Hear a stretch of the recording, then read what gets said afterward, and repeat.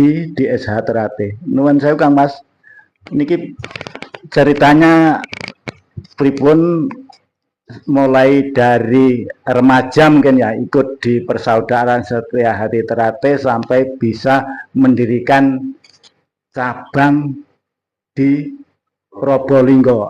Mesti banyak tantangan, mungkin pemirsa dimanapun bisa tahu ceritanya sedikit. Mungkin monggo Kang Mas.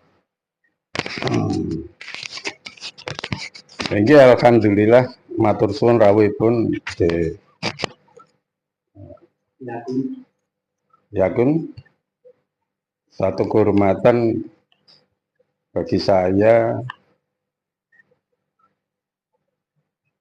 yang tanpa diduga-duga rawuh panjenengan ke sini. Alhamdulillah. Assalamualaikum warahmatullahi wabarakatuh. Terkait apa yang panjenengan tanyakan, tidak lepas dari suasana Kota Madiun pada waktu itu. Madiun dan sekitarnya saat itu seakan-akan SH Terate ini bukan hanya milik warga SH Terate, tapi menjadi milik warga Kota Madiun dan sekitarnya. Bahkan pada umumnya orang tua itu mewajibkan putra-putranya untuk mengikuti latihan SH Terate. Tujuannya sangat sederhana, supaya anak-anaknya tuh memiliki attitude yang baik, semangat yang tinggi, dan tentu saja disiplin. Karena pada waktu itu SH Terate terkenal dengan nilai-nilai kesopanan, disiplin, unggu-unggu, dan sebagainya. Nah, kelas 5 SD saya sudah ikut latihan di pavilion kabupaten,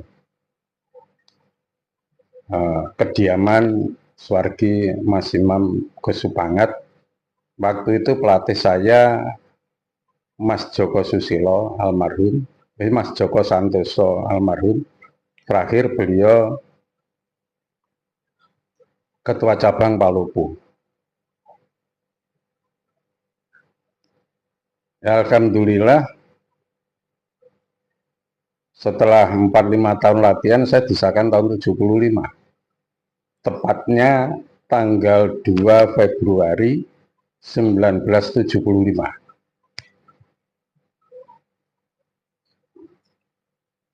Mulai itulah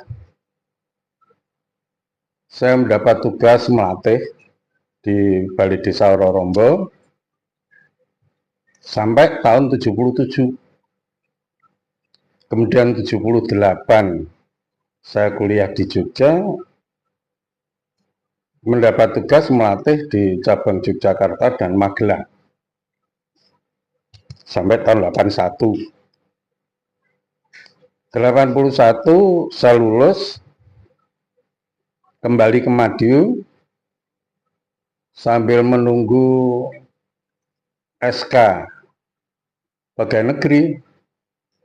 Saya masih sempat melatih lagi di Balai Desa Rorombo, yang salah satunya waktu itu saya melatih tingkat hijau, yang salah satunya yang sekarang alhamdulillah dipercaya oleh masyarakat Kabupaten Madiun selaku Bupati terpilih, yaitu Adimas Hariwuryanto. Kemudian Kabupaten Probolinggo ditempatkan di kecamatan kurang lebih 25 kilo dari kota Probolinggo, namanya Kecamatan Kuripan. Saya masuk bulan Desember.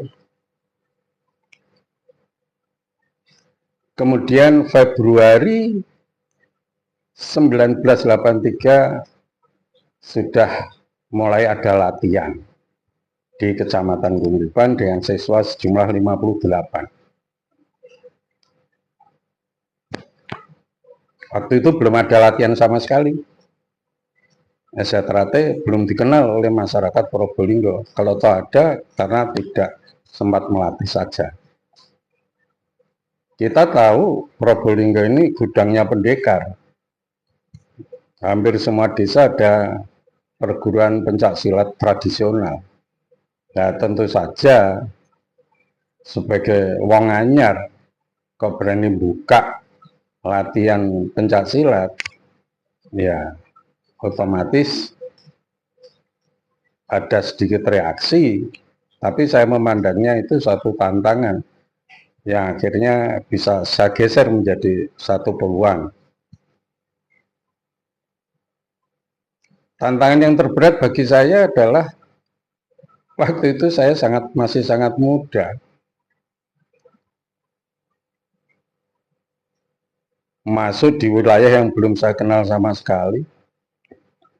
Tapi berkat niat yang kuat dan prinsip di mana kaki saya berpijak, di situ Esetrate harus berkembang. Alhamdulillah saat ini hampir 30 lebih ranting di kota maupun Kabupaten Probolinggo sudah ada. Kemudian berpikir bagaimana Esetrate itu bisa muncul di kota. Tahun 90 kita mencoba mengikuti pertandingan Wali Kota Cup dengan berbagai upaya. Pertandingan pertama sudah menjadi juara umum di antara 19 perguruan pencak silat yang lain. Terus berkembang. Tahun 88 memiliki kesempatan untuk latihan tingkat 2. Latihan seminggu 2 kali di Malang, yang 1 bulan sekali di Madiun. Alhamdulillah berjalan lancar. Waktu itu saya masih ngelatih. Padahal kalau dipikir ekonomi juga belum stabil, manten anyar pisan. Tapi jawabannya baru saya sadari saat ini. Ternyata jerih payah, aktif tanpa mikir situasi dan kondisi saat itu mendapat reward yang luar biasa dari Allah Subhanahu wa Ta'ala. Karir lancar, keluarga harmonis, sehat, dan dulure tambah akeh. Kemudian 2014 saya diminta Mas Maji untuk memperkuat pengurusan pusat, maka saya lepaskan Probolinggo selaku ketua cabang pada waktu itu. Tapi masih diminta untuk menjadi ketua Dewan Cabang. Ya mulai itulah kegiatan di Probolinggo sudah kita delegasikan, kita bagi, banyak kader di sana, banyak adik-adik di sana. Titik puncaknya setelah saya pensiun, kembali ke kota Madiun, tepatnya tanggal 23 Desember 2023. Jadi sudah hampir setahun ini saya di Madiun. Itu perjalanan pengabdian kami. Kalau saya mengistilahkan aktif lah, karena pengabdian saya bukan apa-apa, karena yang saya dapatkan dari Esetrate jauh lebih banyak. Jauh lebih banyak. Jadi saya lebih suka mengistilahkan aktif. Dan kalau usia mendekati 68 ini, insya Allah semangat untuk tetap memberikan kontribusi apapun bentuknya pada desa Ternate masih konstan, tidak berubah. Barangkali itu mungkin ada yang ingin ditanyakan lebih dalam, monggo.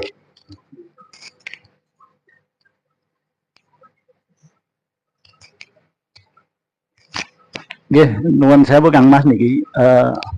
Bagaimana Kang Mas menyikapi atau menanggapi maraknya dengan komunitas-komunitas kita sekarang banyak sing istilahnya komunitas dari SH Ternate niku to. Lah niku pripun tanggapane Kang Mas niku lho nggih. Nggih, nuwun sewu. Terkait komunitas yang bermunculan di akhir-akhir ini, kita perlu mengkajinya secara arif dan bijak. Komunitas itu muncul itu sebagai sebab atau suatu akibat. Ini yang harus kita cari dulu karena pendekatannya berbeda. Itu yang pertama. Yang kedua, kita harus menyadari bahwa mereka yang masuk latihan SH Ternate ini sudah membawa karakter bawaan.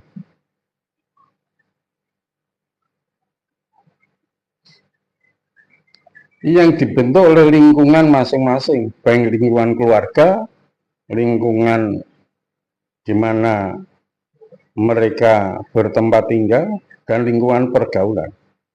Jadi kalau teori tabula rasa dari John Locke mengatakan manusia itu ibarat meja lilin putih dan kita yang mencoreng, yang mencoret, melukis dan sebagainya. Mereka datang bukan seperti meja lilin putih itu, sudah membawa karakter bawaan. Nah, kalau karakter bawaan itu kebetulan linier, selaras, seirama dengan ajaran SH Ternate, bagus. Bagus jadinya. Tetapi jika karakter bawaannya itu tidak sama, tidak selaras, bahkan bertentangan dengan ajaran SH Ternate, ini otomatis yang bersangkutan akan mengalami kontradiksi. Saya ingat dawuhnya Swargi Mas Imam Kesupangat, dianalogikan sebagai telur bebek yang menetas di rame ayam dan menetas di ayam, begitu menetas dia ikut ayam. Tapi ketika ketemu barisan bebek dia hilang, karena memang dasarnya bebek. Nah, maka untuk adik-adik para pelatih atau yang mantan siswanya sekarang katakanlah menyimpang dari apa yang kita harapkan, jangan terlalu merasa bersalah. Saya mengatakan mereka itu pribadi-pribadi yang kebetulan warga SH Ternate. Jadi yang kalau ada penyimpangan perilaku, bukan SH Ternate-nya. Kemudian yang kedua, kita perlu mereview proses latihan.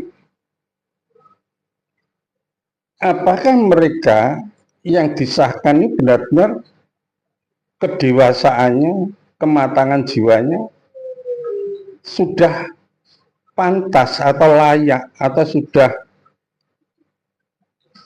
semestinya disahkan. Karena tidak sedikit yang disahkan itu yang belum memenuhi usia sebagaimana yang ditentukan dalam anggaran dasar anggaran rumah tangga.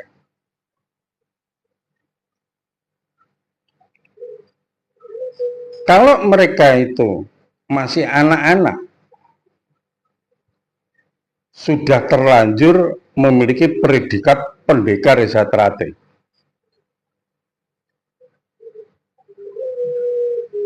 umurnya belum memenuhi syarat, Kira-kira tampilan sebagai seorang pendekar ya tentu saja tidak sama dengan mereka yang sudah dewasa. Keberaniannya itu kalau ada temannya, kalau sendiri enggak kira. Melatih pun ya enggak begitu percaya diri, karena yang dilatih jauh lebih dewasa. Padahal di satu sisi ada pemikiran untuk memberikan warna pada